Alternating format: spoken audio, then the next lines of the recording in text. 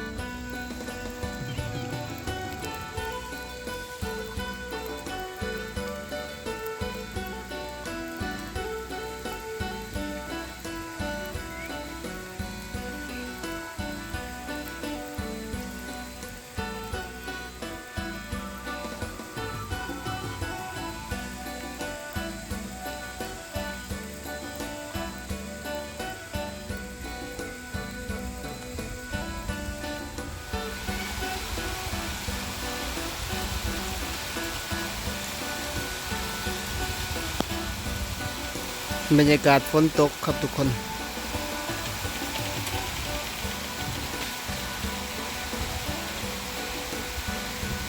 เป็นบรรยากาศภูเขาเด้อ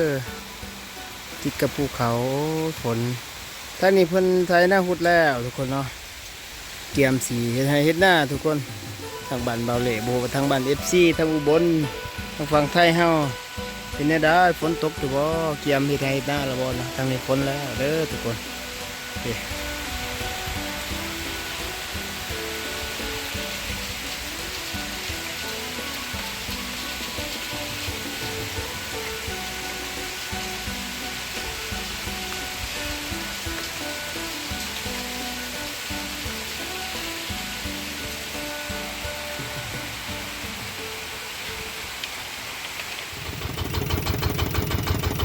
สบายดีทุกคนนะนี่เป็นเส้นทางไปตัวเมืองเนาะทางหมู่บ้านชนบทแห่งหนึ่งวันนี้เบาลีจะเดินทางไปเบิ่งเส้นทางท้ายเส้นทางให้ทุกคนนี่เบิ่งเนาะทางลาววันนี้การติดรถติดแท็กเข้าไปนำเป็นยังไงเนาะเป็นเส้นทางไปตัวเมืองกระแตงเด้อเดี๋ยวสิถ่ายบรรยากาศให้เบิ่ง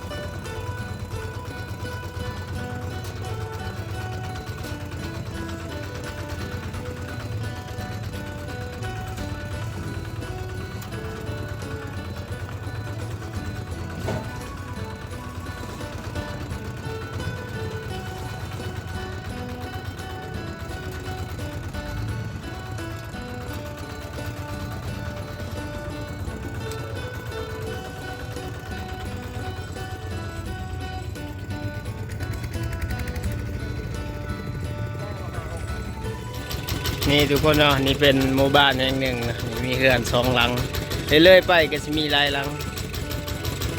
เบิ่งมีลักไฟฟ้าเนาะนี่แหละเส้นทางเข้าไปในเมืองยากคนไทยเบิ่งเขาประมาณนี้อยู่ติดกับภูผาป่าดงเดี๋ยวถ่ายไปเรื่อยๆเด้อ